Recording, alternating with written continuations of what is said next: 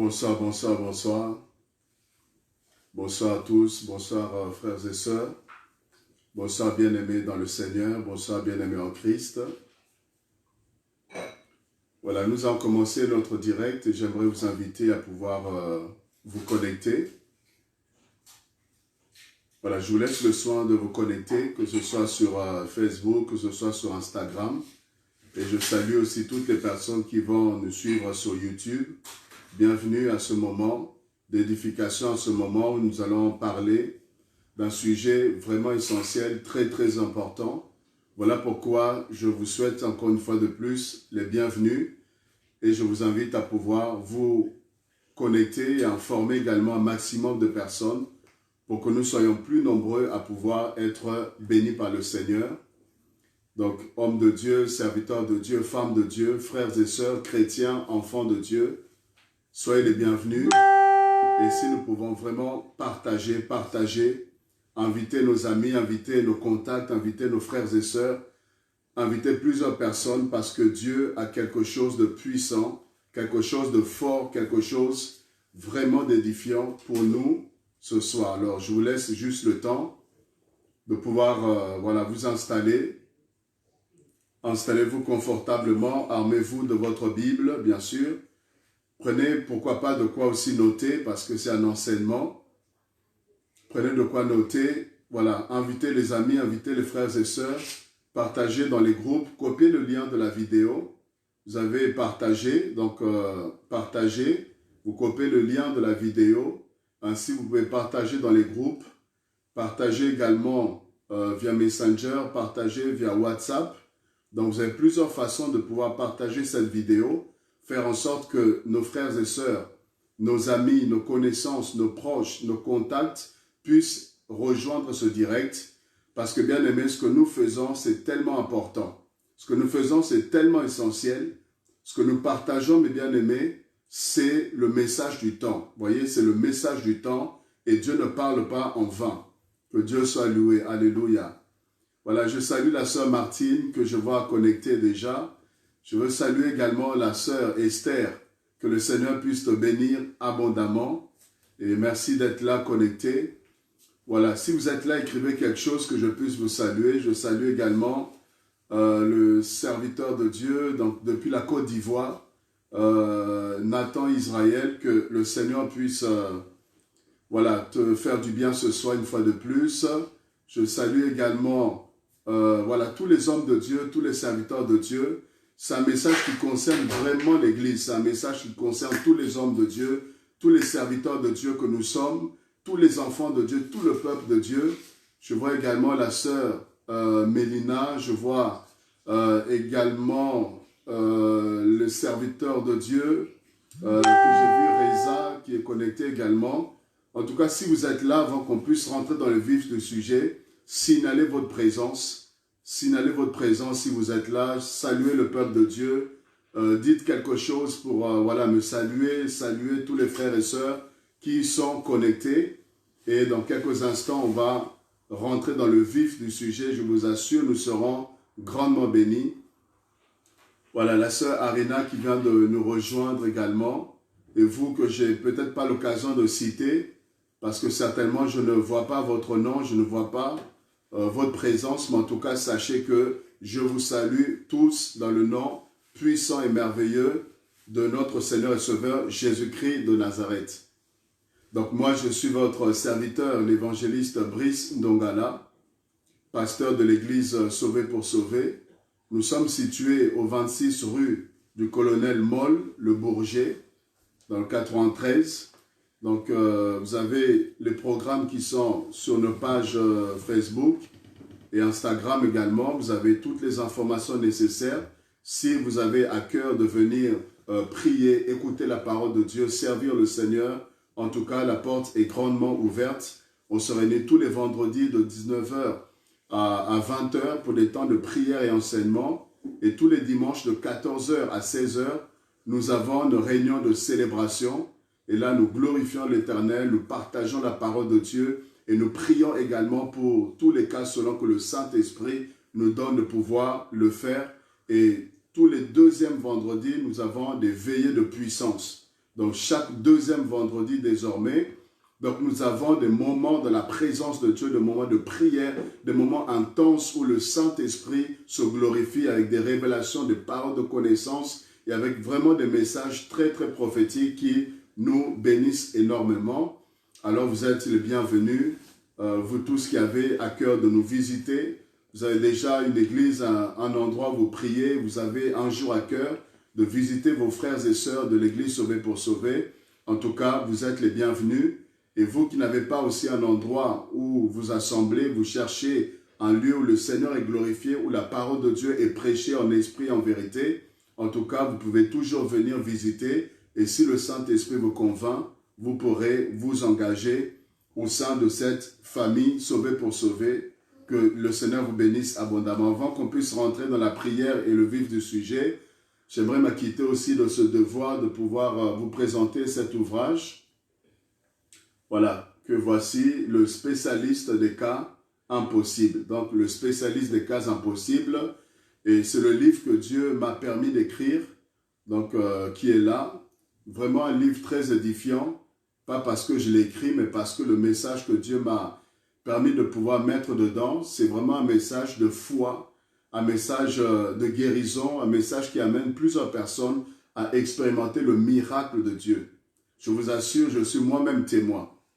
Moi-même témoin de ce que le Seigneur a accompli à travers donc, ce message, à travers ce thème, le spécialiste des cas impossibles. Moi-même, j'ai expérimenté des choses, des miracles de Dieu et nous voyons aussi à gauche, à droite, où nous partageons ce message, nous voyons le Seigneur à l'œuvre, accompagner sa parole, certifier qu'il est véritablement le spécialiste des cas impossibles.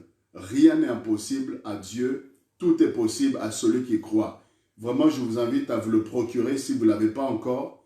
Et vous pouvez aussi l'avoir, n'est-ce pas, pour offrir. Donc, c'est un merveilleux cadeau que vous pouvez faire à quelqu'un qui ne connaît pas le Seigneur ou quelqu'un qui traverse des moments difficiles, qui ne sait pas comment s'en sortir.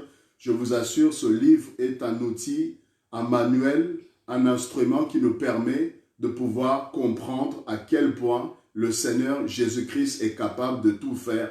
Et ainsi, le Seigneur fait des grandes choses. Que Dieu vous bénisse. Vous pouvez simplement nous écrire à travers tous les réseaux, tous les réseaux, vous pouvez nous écrire.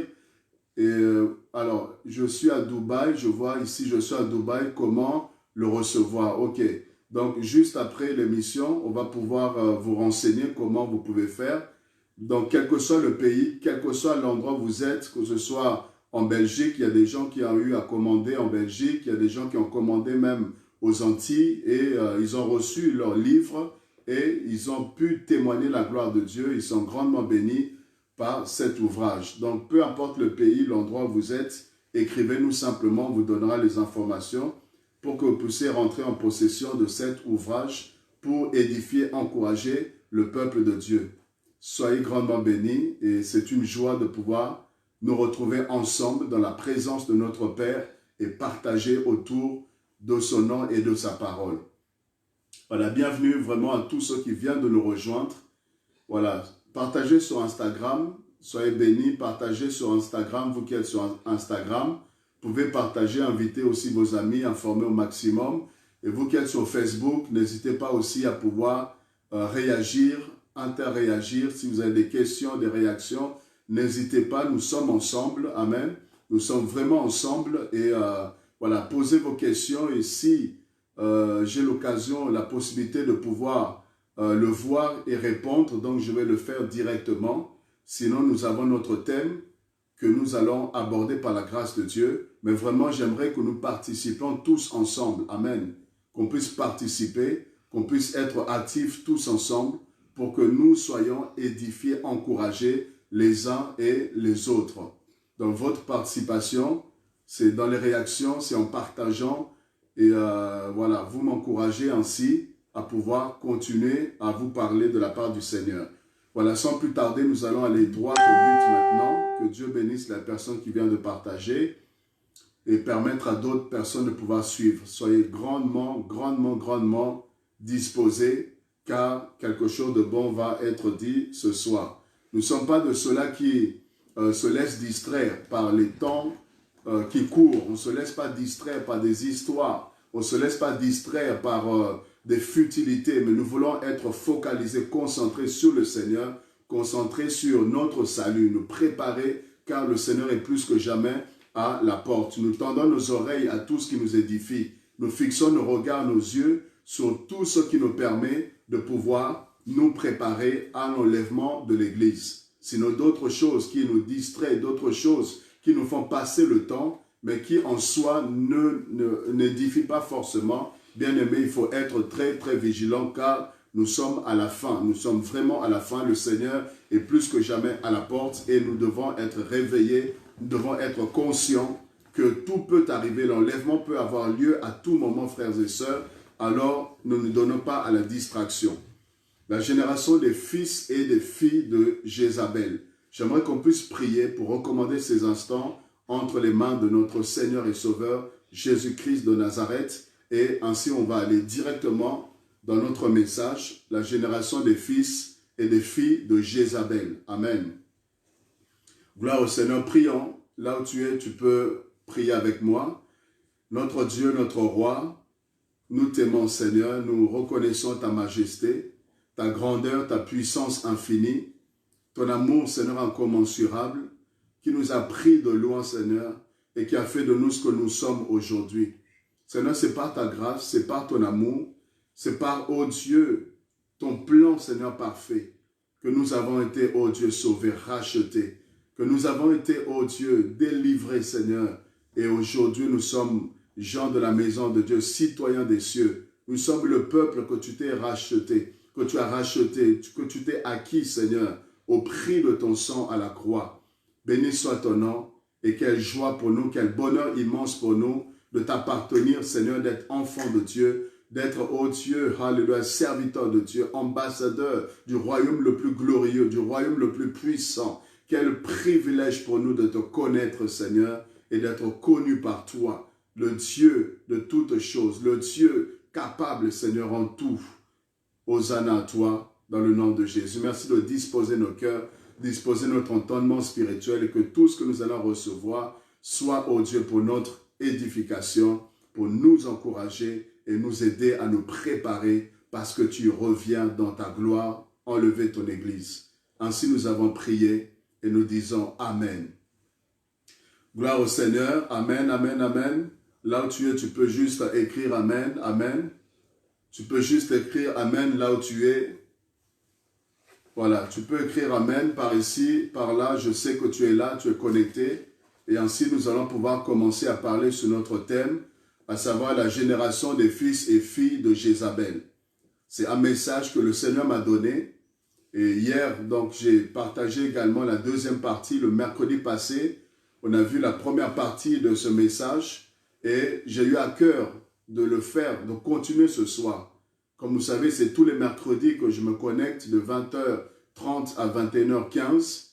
Mais j'ai eu à cœur de continuer sur ce message. Et je vais m'organiser de sorte que la semaine prochaine, donc qu'on ait plusieurs jours également, en dehors du mercredi, qu'on ait plusieurs autres jours et qu'on aille en profondeur sur ce thème-là. Parce qu'il y a tellement de choses à dire, tellement de choses à pouvoir décortiquer sur ce grand thème. Donc je vais vous l'informer, vous annoncer par rapport à la semaine prochaine. En tout cas, on aura plusieurs jours sur ce même thème-là. Alors nous sommes à la troisième partie de notre grand thème, à savoir la génération des fils et filles de Jézabel. Est-ce que vous êtes prêts sur Instagram, sur Facebook, sur YouTube, les personnes qui suivent également? Est-ce que vous êtes prêts? Nous pouvons rentrer dans le vif du sujet. Voilà, si vous êtes prêts, faites-moi juste un signe. Faites-moi juste un signe. Voilà, faites-moi un signe que je sache que voilà, le son est bon, que l'image est bonne, qu'il n'y a pas de problème technique, que tout est OK. Faites-moi juste un signe. Voilà, il y a des gens qui envoient des pouces, il y a des gens qui envoient des cœurs, d'autres personnes qui écrivent quelque chose. Voilà, ça me permet de savoir que nous pouvons aller dans le vif du sujet. Je vois la sœur Esther qui dit oui. Gloire à Dieu, donc on peut commencer. Voilà, donnez-moi encore le feu vert. J'ai besoin de votre feu vert. Nous participons, nous sommes ensemble. La sœur Martine, très bien, ok, gloire à Dieu. Oh, je suis rassuré. Je suis rassuré de savoir que je vais parler à des hommes et à des femmes qui sont prêts à écouter la parole du Seigneur. Alors, hier, on a été coupé, vraiment de plein fouet, on a été coupé dans l'élan du message, mais ce n'est que partie remise, puisque ce soir, nous allons y aller directement. Apocalypse chapitre 2. Apocalypse chapitre 2, frères et sœurs. On avait pris ce passage-là au verset 18. Écrit à l'ange de l'église de Thyatire, ça c'est le Seigneur Jésus qui est en train de parler à l'église de Thyatire. Regardez ce qui se passe à cette église de Thyatire. Voici ce que dit le Fils de Dieu, celui qui a les yeux comme une flamme de feu et dont les pieds sont comme semblables donc à de l'airain ardent. Verset 19, je connais tes œuvres. Notez bien, le Seigneur Jésus dit à cette église de Thyatire, il dit, je connais tes œuvres. Donc cette église pratiquait des œuvres. Cette église était en action. Cette église faisait des choses pour Dieu. Ok? Et ton amour, donc cette église avait l'amour. L'amour certainement pour Dieu, puisque les œuvres qu'ils faisaient étaient motivées certainement par l'amour qu'ils avaient pour leur Dieu. Donc ils agissaient, ils opéraient, n'est-ce pas, par amour pour le Seigneur, mais il y avait aussi l'amour entre eux. Vous voyez, au point où le Seigneur a remarqué qu'il y avait l'amour dans cette église-là. Il dit ta foi. Donc, c'est des hommes qui avaient grandi, avaient affermi leur foi, des personnes qui marchaient, vivaient par rapport à la foi. Le Seigneur dit encore ton fidèle service. Donc, ils étaient constants. Ils servaient Dieu fidèlement. Ils servaient Dieu avec intégrité. Ils servaient Dieu de tout leur cœur, certainement. Vous voyez, le Seigneur le fait remarquer, ton fidèle service. Et regardez encore, ta constance, vous voyez, la constance, c'est des hommes qui étaient persévérants, des hommes qui étaient déterminés, des femmes qui étaient déterminées dans cette église-là à servir le Seigneur avec vraiment abnégation, avec dévotion. Ils se sont engagés pour faire un service qui devait honorer le Seigneur. Là n'était pas le problème. Vous voyez, là, le Seigneur est en train de louer cette église de Thyatire, d'encourager les efforts que cette église est en train de fournir pour son royaume. Et regardez le verset, toujours 19, donc vers la fin, « Et tes dernières œuvres plus nombreuses que les premières. » Vous voyez, non seulement que ces gens-là avaient servi le Seigneur, qu'ils faisaient l'œuvre de Dieu, mais ils avaient réussi à être davantage déterminés, davantage engagés, de sorte que leurs dernières œuvres étaient plus nombreuses. Vous voyez, ils ont multiplié la capacité à pouvoir servir le Seigneur. Ils ont multiplié leurs actions.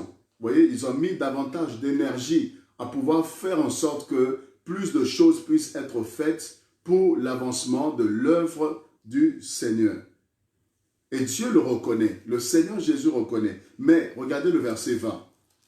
Mais ce que j'ai contre toi, vous voyez, là maintenant le Seigneur est en train de blâmer. Là, il est en train de pouvoir pointer du doigt les choses qui n'allaient pas dans cette église de Thyatire. Et qu'est-ce qui n'allait pas? C'est que tu laisses la femme Jézabel. Alléluia. Tu laisses la femme Jézabel. Là, il y a un problème. C'est là où le bas blesse. Jusque-là, on a vu les encouragements. Jusque-là, on a vu le bon côté de l'église de Thyatire. Mais là où il y a anguille sous roche, là où le bas blesse, frères et sœurs, c'était Jézabel. Le problème se trouvait par rapport à la gestion du cas de Jézabel. C'est là le problème se trouvait. Et comme je disais, ce n'est pas que Dieu a un problème avec la femme. Ce n'est pas que Dieu interdit à la femme de pouvoir le servir. Mais là, le problème, ce n'était pas par rapport au genre, n'est-ce pas, féminin, mais c'était par rapport à la personne de Jézabel. Alors, pour bien comprendre, n'est-ce pas, le contexte, pour bien comprendre pourquoi Dieu s'en est pris à l'église de Thyatire par rapport au fait que cette église-là permet à ce que Jézabel puisse être au service. On va bien comprendre qui était Jézabel. Vous voyez, pour bien comprendre le tort qui est reproché à l'église de Thyatire par rapport à Jézabel, il faut qu'on puisse savoir qui était Jézabel. Donc, je vous invite à pouvoir aller chercher à savoir qui était Jézabel. Si nous comprenons qui était Jézabel, nous allons comprendre aussi naturellement qui sont les fils de Jézabel et qui sont les filles de Jézabel. Parce que Jézabel est morte, elle a fait son temps, mais Jézabel agit encore jusqu'à présent. L'esprit de Jézabel opère encore jusqu'à présent, et Jézabel, quelque part, a des fils et des filles qui la représentent, des fils et des filles qui agissent selon, n'est-ce pas, ce qu'elle a eu à faire, à commettre comme action. Il y a des hommes et des femmes qui agissent comme Jézabel. Voilà pourquoi je les appelle la génération des fils et des filles de Jézabel, qui poursuivent simplement, qui continuent les œuvres de leurs ancêtres, qui continuent les actions que Jézabel a eu à manifester. Alors, qu'est-ce que Jézabel a été? Qu'est-ce que Jézabel a pu faire ou a pu commettre pour que Dieu puisse reprocher, n'est-ce pas, aux hommes et aux femmes de Thyatire de pouvoir donner une telle position à cette femme, justement, Jézabel. Là, nous allons dans 1 Roi chapitre 16. Si nous sommes bénis, nous disons Amen et nous allons dans 1 Roi chapitre 16. Amen. 1 Roi chapitre 16. 1 Roi chapitre 16. 1 Roi chapitre 16, nous allons voir qui était un peu cette femme, Jézabel. Voilà, tous les amoureux de la parole, tous les amoureux du Saint-Esprit, tous les amoureux du Seigneur Jésus-Christ aiment ces moments parce que là, nous ne sommes pas en train de parler de X, Y, Z. On n'est pas en train d'être dans des débats de futilité. On n'est pas en train de parler voilà, sur tel, tout ça, sur les gens, des critiques, des murmures. Mais nous sommes en train de nous édifier. Et ceux qui aiment la parole de Dieu, bien aimés, aiment ce genre de moments. Alors, 1 Roi chapitre 16, le verset 30 à 33. Amen. 1 Roi chapitre 16, le verset 30 à 33. Vous y êtes?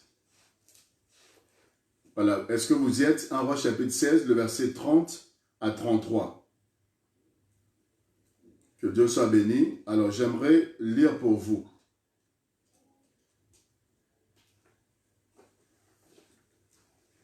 J'aimerais lire pour vous le verset 30 à 33. Akab, fils d'Omri, fit ce qui est mal aux yeux de l'Éternel. Écoutez très bien, il fit ce qui est mal aux yeux de l'Éternel, plus que tous ceux qui avaient été avant lui.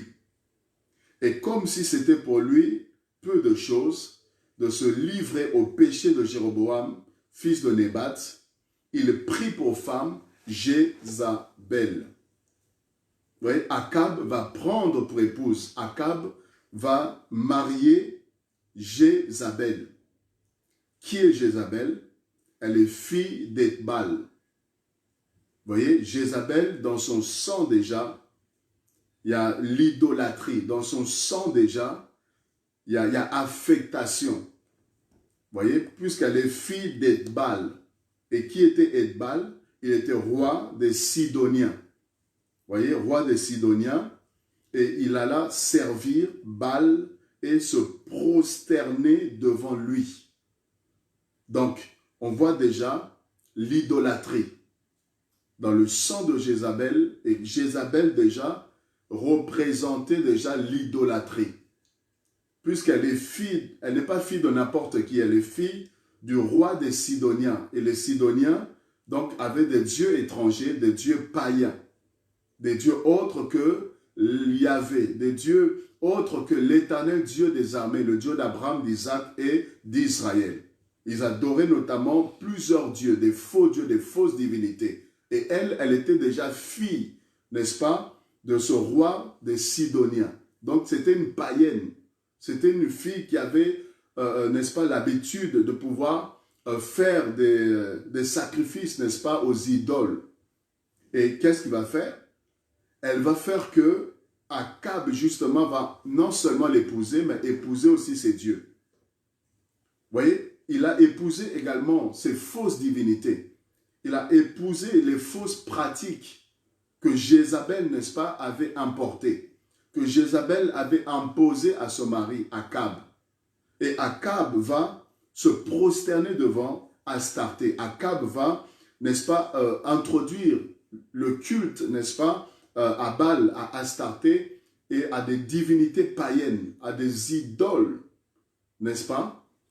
Et qu'est-ce qui va se faire? il va se faire que Jézabel va imposer ses dieux, imposer ses divinités. De sorte que Akab n'avait pas le choix que de pouvoir suivre, de pouvoir aller se soumettre, de pouvoir par amour, par sentiment pour plaire à Jézabel, il va épouser également ses faux dieux. Et là, le culte, n'est-ce pas, a starté le culte à Baal et à des divinités païennes, a commencé à être davantage célébré, davantage à les pratiquer, plus qu'avant, plus que d'autres personnes qui s'étaient égarées avant lui. Donc lui va vraiment atteindre le summum. Le summum, il va atteindre un niveau inouï. Pourquoi? Parce qu'il y avait l'influence de Jézabel. Alors qu'est-ce qu'elle va faire encore? Vous voyez là, ici, Jézabel, on voit déjà, il y a la manipulation. Quand on parle de l'esprit de Jézabel, on voit la manipulation. Donc c'est une femme qui a la capacité de manipuler son mari. Une femme qui a la capacité de contrôler son mari, de le faire accepter des choses qu'il ne doit pas accepter. Donc, elle a la capacité de l'influencer dans le mal, influencer négativement, de l'amener à abandonner l'Éternel, de l'amener à se détourner de la voie de Dieu pour suivre la voie des idoles. Donc là, on voit déjà ce que Jézabel est capable de faire. Jézabel est capable de pouvoir faire changer d'avis, d'influencer négativement, d'exercer un contrôle, un certain pouvoir, une certaine autorité pour, n'est-ce pas, amener les gens à pouvoir fléchir par rapport à l'idolâtrie, par rapport aux faux dieux, au péché, au mal, ainsi de suite. Donc ça, c'est ce qu'elle réussit déjà à faire d'emblée. Mais la Bible dit quoi? Verset 32. Donc Akab éleva un autel à Baal. Vous voyez, non seulement qu'il va embrasser, n'est-ce pas, le culte à Baal, mais il va également carrément élever un autel. C'était une abomination. C'était quelque chose qui n'était pas permis de pouvoir faire. Mais lui, il va le faire sous influence de Jézabel, élever un autel à Baal de la maison de Baal. Et il bâtit à Samarie, vous voyez, il va bâtir une maison, un autel, il va bâtir un lieu consacré, n'est-ce pas, pour le culte, le sacrifice, les cérémonies à Baal. Il bâtit à Samarie et il fit une idole d'Astarté. Le verset 33, il fit une idole d'Astarté. Akab fit plus encore que tous les rois d'Israël qui avaient été avant lui pour irriter l'Éternel, le Dieu d'Israël. Vous voyez, Akab va attirer la colère de Dieu. Il va irriter l'Éternel parce qu'il a atteint un niveau que même ceux qui l'ont précédé n'avaient pas atteint. Pourquoi? Parce qu'il était influencé négativement par Jézabel qui lui a imposé des cultes à Astarté. Vous voyez, des cultes, des abominations en fin de compte, des sacrifices qui étaient faits, des sacrifices humains qui étaient faits, des sacrifices à travers le péché sexuel, les actes sexuels qui étaient une manière d'adorer certains dieux, certaines idoles. Vous voyez, la pluie, on dansait, on célébrait, n'est-ce pas, la pluie. Donc, il y avait plusieurs pratiques qui étaient faites, mais ça n'honorait pas l'Éternel. Et Dieu va être irrité à cause de toutes ces choses-là. Donc, ça, c'est ce que Jézabel a réussi à faire dans un premier temps. À aller détourner la spiritualité d'Akab, d'imposer l'idolâtrie, d'imposer la fausse religion. Et comprenons d'emblée, d'entrée de jeu, que les fils et les filles de Jézabel ont pour rôle, ont pour mission de pouvoir vous détourner de votre Dieu. Comme Jézabel avait le but, avait la mission de détourner le cœur d'Akab, de le plonger davantage dans les ténèbres, les fils et les filles de Jézabel ont pour mission, pour rôle, de vous détourner de la sainte doctrine, vous détourner de votre foi, de vous détourner de l'Éternel, votre Dieu, et de vous emmener dans des fausses religions, d'incliner vos cœurs vers des idoles, vers des choses qui n'honorent pas Dieu. En fait, de vous sortir du plan de la volonté de Dieu par rapport à votre spiritualité. Et vous devez faire très, très, très attention. Très attention. Alors, dans 1 Roi chapitre 18, verset 4, il est question encore ici de Jézabel. Regardez ici ce qu'elle va faire. 1 Roi chapitre 18, le verset 4. 1 Roi chapitre 18, le verset 4, il est dit ceci. Et lorsque Jézabel extermina les prophètes de l'Éternel. Waouh, c'est grave. Jézabel, qu'est-ce qu'elle fait? Elle va exterminer les prophètes de l'Éternel. Ça, c'est grave. Vous voyez ce que Jézabel est capable de faire. Vous comprenez comment est-ce qu'elle est dangereuse, cette femme. Et naturellement, les fils et les filles de Jézabel sont des personnes qui sont très dangereuses. Qu'est-ce qu'elle fait? Elle s'attaque aux prophètes de Dieu. Elle s'attaque aux ouins. Elle s'attaque aux serviteurs de Dieu. Elle s'attaque à tout cela qui était appelé véritablement par Dieu. Elle va décider de couper la tête. Elle va décider de faire tomber. Elle va vouloir la mort, la destruction de personnes qui étaient appelées par l'Éternel. Et là, au verset 4 de 1 Roi 18, Jézabel va tuer les prophètes. Pas tous les prophètes, mais les prophètes de l'Éternel. Les vrais prophètes. Elle les a tués. Et elle a établi, érigé des faux prophètes. Des faux prophètes qu'elle avait établis. Des faux prophètes qu'elle avait mis en place. Mais tous les vrais, elle les a éliminés. Par ici, j'aimerais vous dire que les fils et les filles de Jézabel ne supportent pas les vrais serviteurs de Dieu. C'est une race, c'est une génération de personnes qui ne veulent pas des vrais serviteurs de Dieu, qui ne veulent pas des vrais ouins de Dieu, des personnes qui sont prêtes à détruire les serviteurs de Dieu, à détruire l'image, le témoignage, à salir, n'est-ce pas, par des faux témoignages, des fausses accusations, des personnes qui sont prêtes à tout, à créer des scandales, à mettre sur pied des pièges, des stratégies, dans le but de détruire les hommes de Dieu, de détruire le véritable serviteur de Dieu. Comment vous pouvez imaginer une personne qui va se dire que moi, je dois faire tomber cet homme de Dieu, qui est une bénédiction pour plusieurs, que Dieu utilise pour pouvoir sauver, que Dieu utilise pour encourager, pour aider son peuple. Mais vous allez voir des personnes qui vont se décider d'une manière ou d'une autre de pouvoir détruire, n'est-ce pas, le témoignage, de détruire la vie, de détruire, d'ôter la vie à ces serviteurs de Dieu. Et vous voyez des gens qui sont prêts à empoisonner les serviteurs de Dieu. Parce que le Seigneur utilise un homme. Le Seigneur utilise une femme. Dieu accorde la grâce, il accorde l'onction à quelqu'un.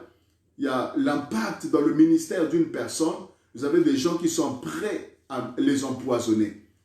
Les empoisonner dans le but de les éliminer, dans le but de pouvoir les détruire, dans le but de pouvoir faire en sorte que leur ministère soit cassé, que leur ministère puisse s'arrêter. Bien-aimés, la génération des fils et des filles de Jézabel. Jézabel a tué les vrais prophètes et aujourd'hui, il y a de ces personnes-là qui sont prêtes à empoisonner les hommes de Dieu. N'est-ce pas, par les micros? Il y a tellement de pratiques.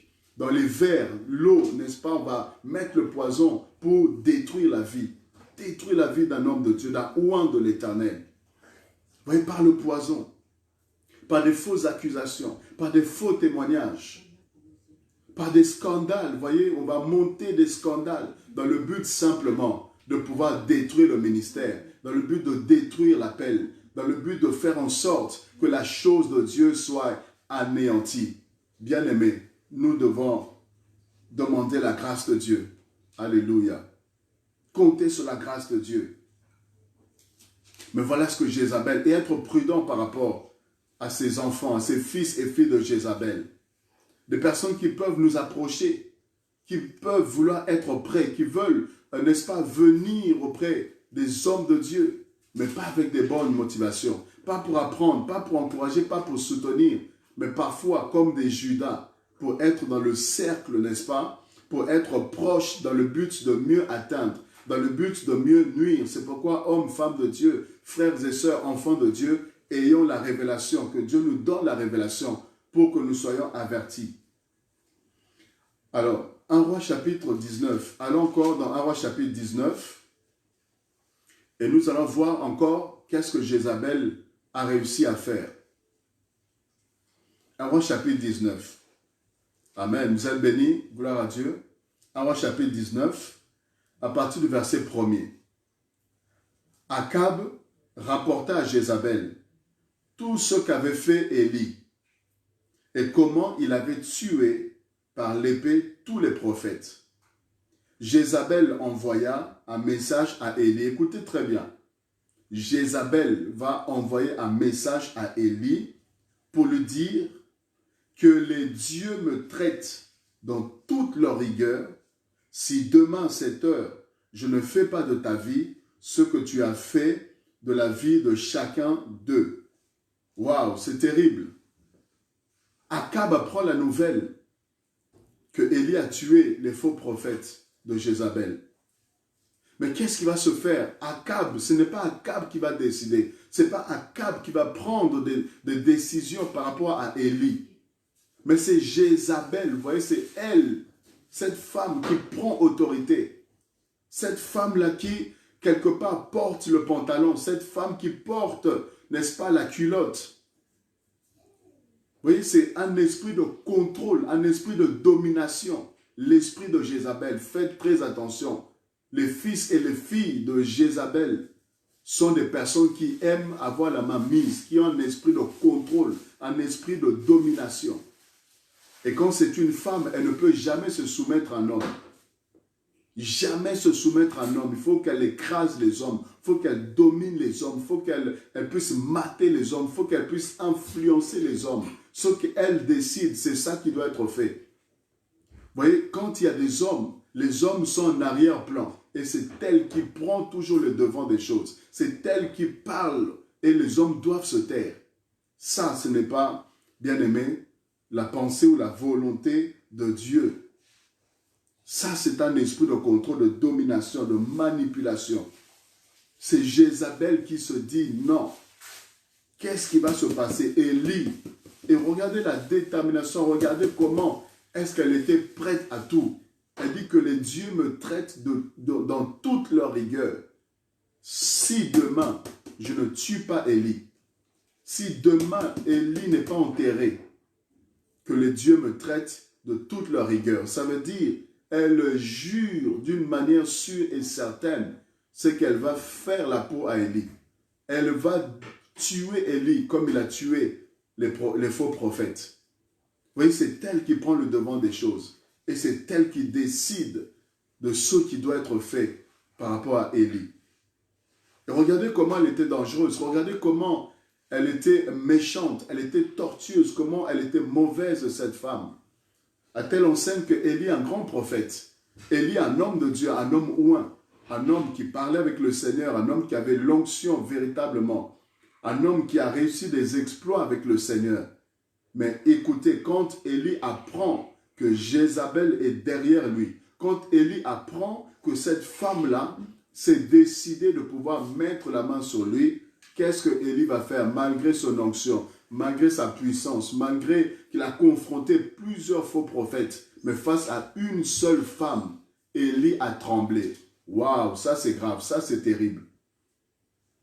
Face à une seule femme, Élie, grand prophète qu'il était, il a commencé à trembler. Élie a été pris par la dépression. Élie, n'est-ce pas, va paniquer au point où il va fuir. Regardez au verset 3. Élie, voyant cela, se leva et s'en alla. Donc il va fuir pour sauver sa vie, dit la Bible. Élie va vouloir sauver sa vie parce qu'il savait que s'il restait là, cette femme n'allait pas le rater. Cette femme-là n'allait pas avoir pitié, elle allait le détruire. Cette femme, elle allait le tuer, elle allait l'anéantir. Et Élie va fuir, n'est-ce pas, loin. Et il arriva à Beersheba, qui appartient à Juda, et il laissa son serviteur. Regardez le verset 4. Regardez le verset 4, bien-aimé. Après l'exploit qu'Élie venait d'accomplir, après le triomphe qu'Élie venait d'avoir, lui seul, il a combattu plusieurs centaines de prophètes et il a réussi à les vaincre. Mais là, face à une femme, Élie, n'est-ce pas, va tomber dans la dépression quelque part. Le verset 4, la Bible dit, pour lui, il alla dans le désert où, après une journée de marche, il s'assit sous un genêt et demanda la mort. Élie demande la mort, c'est grave. Élie va demander la mort. Pourquoi? Parce que Jézabel voulait le tuer. Élie préfère même mourir que Jézabel mette la main sur lui. Écoutez ce qu'il dit. C'est assez. Maintenant, Éternel, prends mon âme, car je ne suis pas meilleur que mes pères. Vous voyez?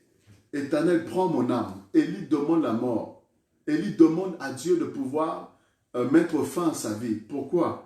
À cause de l'attaque, à cause de la pression de Jézabel, à cause des menaces de Jézabel. Frères et sœurs, ces personnes sont très dangereuses. Des hommes, fils de Jézabel, vous enlèvent la paix. C'est-à-dire, vous enlèvent la paix. Ils sont derrière vous. Ils veulent vous détruire. Ils ne veulent pas vous laisser tranquille. Ils ne veulent pas vous laisser servir Dieu tranquillement. Ils ne veulent pas que vous soyez en paix, que vous ayez le bonheur. Ils sont là à vouloir détruire votre vie. Ils sont là à vouloir nuire à votre vie. Ils sont là à vouloir anéantir vos projets. Ils sont là et ils sont là prêts à tout, dans le but de pouvoir vous nuire. Dans le but de pouvoir vous nuire. Si ce sont des hommes, ils veulent vous nuire. Et si ce sont des femmes, elles veulent aussi vous nuire. Nuire à votre vie. De sorte que vous ne soyez plus jamais en paix, que vous soyez troublés, que vous soyez désemparés. Et c'est grave, Élie demande la mort. Parce que la pression était telle que. Et laissez-moi vous dire, qu'est-ce qui peut faire que la pression soit mise à telle enseigne? Oui, il y a des personnes qui ont des choses et ils vous menacent avec ces choses-là. Que si tu ne fais pas ceci, je vais divulguer, je vais parler, je vais montrer. Vous voyez, quelque part, ils ont quelque chose qu'ils tiennent. Ils ont quelque chose peut-être que vous avez confié, une faiblesse que vous avez confiée. Et ils se disent, le jour où tu vas parler, je vais dénoncer, je vais dire, je vais mettre cela au vu et au su de tout le monde. Peut-être que tu as eu à commettre une erreur, un péché, à tomber, à coucher, n'est-ce pas, avec quelqu'un et qui a des preuves et te menace que si tu parles, si tu ne fais pas, si tu ne donnes pas ceci, ah ben voilà ce qui va t'arriver. Et quelque part, même si tu es marié, tu es dans ton couple, mais tu n'as pas la paix.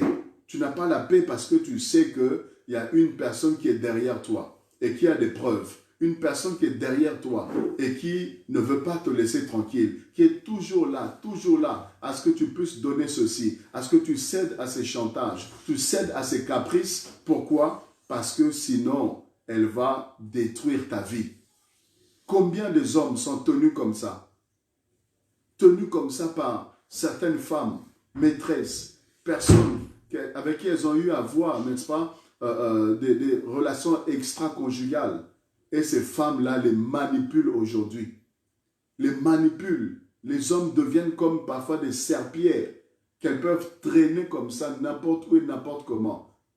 Elles se permettent de pouvoir les appeler même tard la nuit. Et l'homme doit trouver des mensonges, des excuses, doit trouver comment se défaire. Parce que s'il ne va pas, ah ben, ça va exploser. Ça va exploser. Et c'est terrible. Comment Jézabel a réussi à mettre la pression, parce que Élie avait tué les prophètes, elle aussi, elle était prête à le tuer. Et regardez encore, en Rois chapitre 21, le dernier passage que nous allons prendre pour essayer de comprendre un peu qui était Jézabel, pour bien comprendre l'esprit de Jézabel, et aussi les fils et les filles de Jézabel, comment est-ce qu'ils opèrent. Donc ici, on voit que c'est des gens qui aiment avoir un contrôle. C'est des gens qui veulent nuire, détruire votre vie, votre carrière, votre travail. C'est des gens qui ne veulent pas vous voir avancer. Et s'ils ont un secret, s'ils détiennent un secret, détiennent quelque chose qui peut être nuisible concernant votre vie, eh bien, ils vont vous menacer avec ça. Menacer de leur donner ceci, de leur faire ceci. Et si vous ne faites pas, ah ben, ils brandissent, voilà, sinon je vais divulguer, sinon je vais dire à tout le monde, sinon je vais l'annoncer, sinon je vais publier, sinon je vais détruire ta carrière. Alors, regardez encore la méchanceté de cette femme dans 1 Roi au chapitre 21. Amen, vous êtes toujours là, vous êtes connectés. 1 Roi chapitre 21. 1 Roi chapitre 21, et nous parlons toujours de Jézabel. Et regardez ici ce que cette femme est capable de faire également. Et vous verrez qu'elle est très, très, très dangereuse. 1 Roi chapitre 21, on nous dit, après ces choses, voici ce qui arriva à Naboth de Jezreel, avait une vigne à Jezreel, à côté du palais d'Akab, roi de Samarie. Akab parla ainsi à Naboth, « Cède-moi ta vigne, pour que j'en fasse un jardin potager, car elle est tout près de ma maison, je te donnerai à la place une vigne meilleure. » Ça, c'est Akab qui propose à, n'est-ce pas, à Naboth, « Je te donnerai une vigne meilleure, ou si cela te convient, je te payerai à la valeur d'argent. » Vous voyez, je te payerai la valeur en argent. Regardez le verset 3. Mais Naboth répondit à Akab, que l'Éternel me garde de te donner l'héritage de mes pères. Verset 4. Akab entra dans sa maison triste et irrité. Waouh! À cause de cette parole que lui avait dite Naboth de Jezreel, je ne te donnerai pas l'héritage de mes pères. Il se coucha sous son lit et détourna le visage et ne mangea rien. Ça, c'est la réaction d'Akab, le comportement, l'attitude d'Akab face au refus de Naboth, qui n'a pas voulu lui vendre sa maison, lui vendre, n'est-ce pas, son terrain, il n'a pas voulu lui vendre sa vigne, ni échanger, parce que c'est l'héritage qu'il avait reçu de ses pères.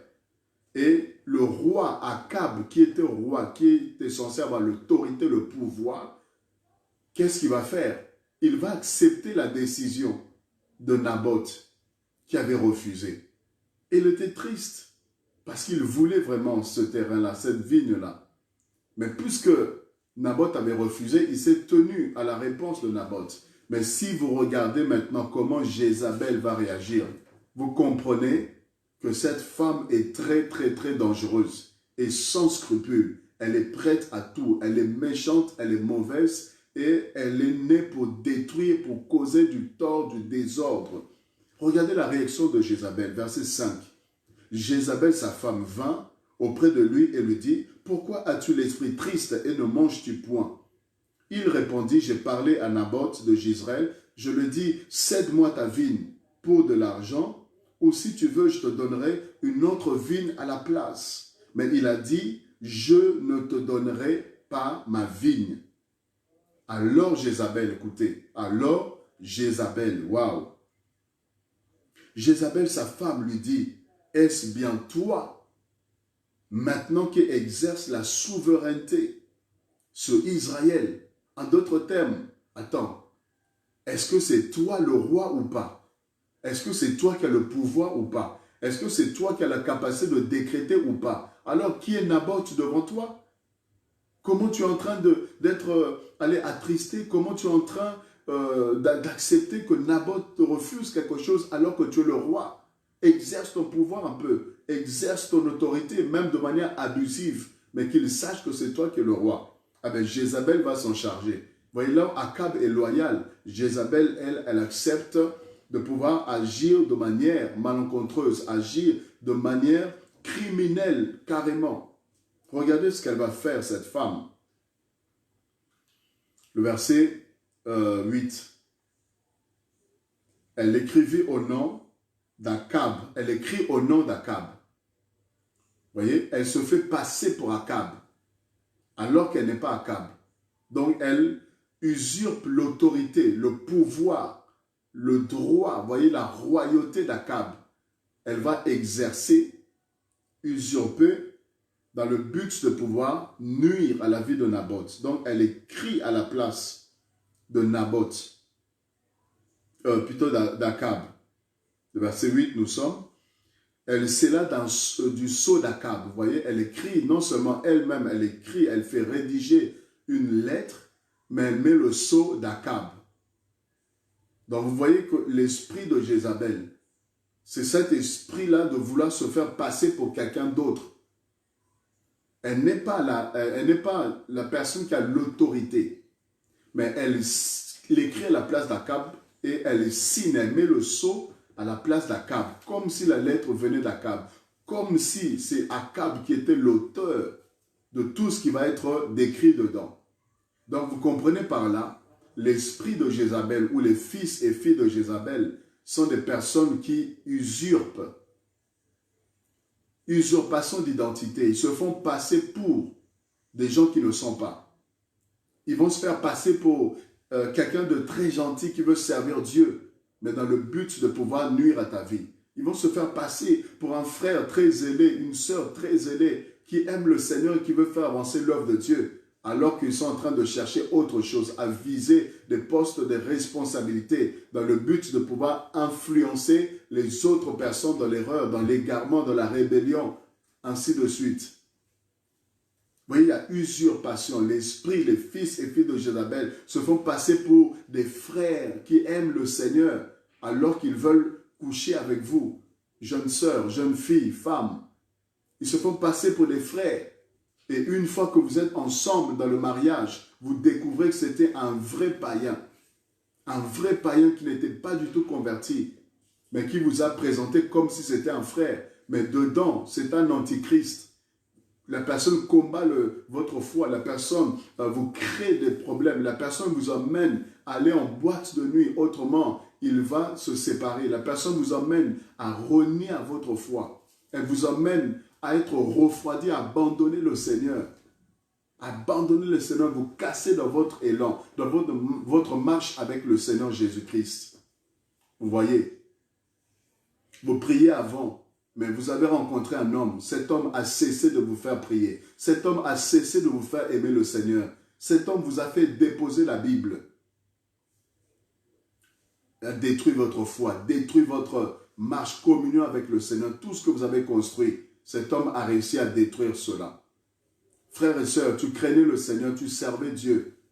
Mais tu as rencontré quelqu'un qui est venu soi-disant pour t'aider, qui est venu soi-disant pour prier avec toi, pour t'encourager. Vraiment, frère, quand je te vois, comment tu es zélé, comment tu aimes le Seigneur. Non, vraiment, il faut que tu m'affermisses, il faut que tu puisses m'aider à connaître le Seigneur. Alors qu'elle est venue dans le but de pouvoir casser ton onction, casser ta relation avec le Seigneur. Et voilà, avec des paroles toujours mielleuses, des paroles douces, voilà, avec des messages bizarres, des appels tardifs à des heures bizarres, avec des propos qui ne conviennent pas. Et te voilà séduit et tu finis par tomber et à casser tellement ta relation. Et des fois, tu ne te relèves plus. Tu ne te relèves plus et tu vas tomber, retomber et rechuter et retomber. Et voilà que tu retournes carrément dans le monde.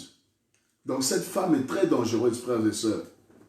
Et la génération des fils et des filles de Jézabel sont des personnes très dangereuses. Vous devez les éloigner. Ce sont des personnes que vous devez éloigner de votre vie, que vous devez garder à distance de votre vie. Pourquoi? Parce qu'elles sont des poisons pour vos vies. Elles vont détruire vos ministères, détruire l'appel, l'église, la charge, le travail, les projets que vous avez. Ce sont des gens qui cause beaucoup de tort, beaucoup de dégâts. Alors j'aimerais terminer pour ce soir, amen, le discernement par la grâce de Dieu. Oui, il nous faut le discernement, très très très important. Alors j'aimerais terminer, regardez ce qu'elle va faire encore. Elle se fait passer pour Akab, n'est-ce pas? On se fait passer pour prophète. Vous voyez, certains se font passer pour des prophètes. Et ils viennent, soi-disant, Dieu me montre, l'Esprit de Dieu est en train de me montrer. Et au nom du prophète, au nom du prophétique, sous couvert, n'est-ce pas, qu'il est prophète, derrière, ils vont faire des choses qui n'ont rien à voir avec la Bible. Vous voyez, mais ils viennent comme prophète, usurpation d'identité. Se fait passer comme apôtre, évangéliste, comme serviteur de Dieu, comme oint de l'Éternel. Mais derrière ça, ça détruit des vies. Derrière, ça détruit des vies. Derrière, ça détruit des couples, ça détruit des foyers, ça détruit des relations. Ça, c'est l'esprit de Jézabel. Usurpation d'identité. Se fait passer pour alors qu'elle n'est pas.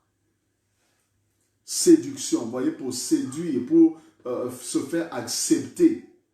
Se faire accepter des hommes, se faire accepter des autres. Elle se déguise. Elle se déguise et prend l'image de quelqu'un d'autre pour être accueilli, accepté, mais dans le fond, il y a la méchanceté dans le fond, il y a la volonté de nuire et de détruire. Soyez prudents, frères et sœurs, serviteurs, hommes de Dieu, soyons très prudents. Alors j'avance pour terminer pour ce soir. Regardez ce qu'elle fait. Elle dit, lève-toi, prends la nourriture et que ton cœur se réjouisse. Moi, je donnerai la vigne de Naboth à Jezreel. Moi, je te donnerai la vigne de Naboth de Jezreel. Elle dit à ce mari, c'est un petit problème. Ne te fie pas à ce que cet homme Naboth a dit. Moi, Jézabel, t'inquiète pas, je vais m'occuper de son cas. Je vais te donner la vigne de Naboth. Et qu'est-ce qu'elle va faire? Elle va mettre une stratégie, je résume pour terminer. Vous allez le lire tranquillement. Elle met une stratégie en place. Et dans cette stratégie, c'était de décréter un jour, un moment de jeûne. Et dans ce temps de jeûne-là, elle a fait également en sorte que 2 personnes puissent venir et accuser faussement Naboth. Vous voyez, accuser faussement Naboth et dans le but de pouvoir dire qu'il avait maudit, n'est-ce pas, le roi.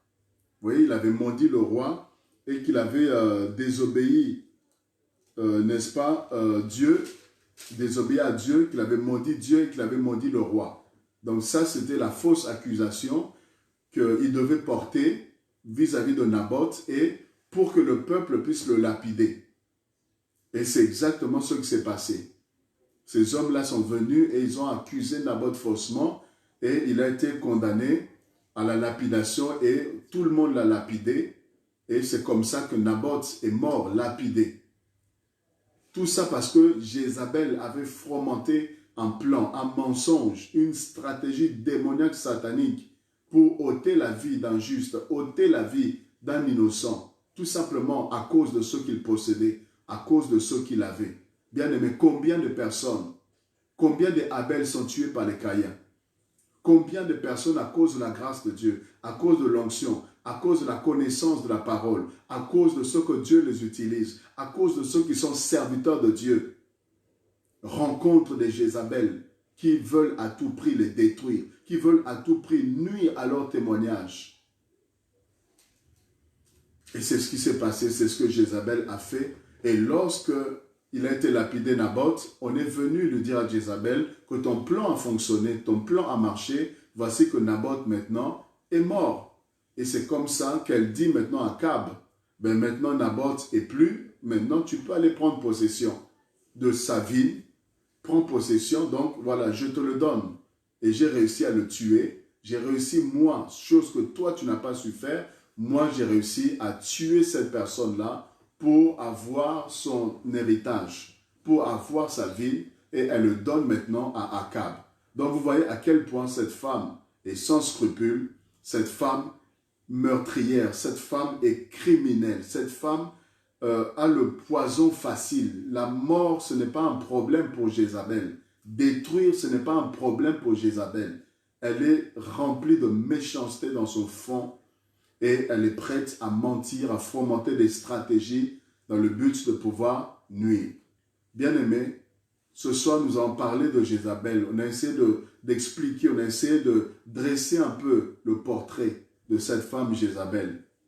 Maintenant, prochainement, donc nous allons parler, donc la semaine prochaine on va parler toujours de Jézabel, mais on va continuer maintenant dans l'Apocalypse pour voir comment est-ce que le Seigneur... Pourquoi est-ce que le Seigneur, justement, s'en est pris à l'église de Thyatire, qui avait laissé Jézabel occuper des postes à responsabilité?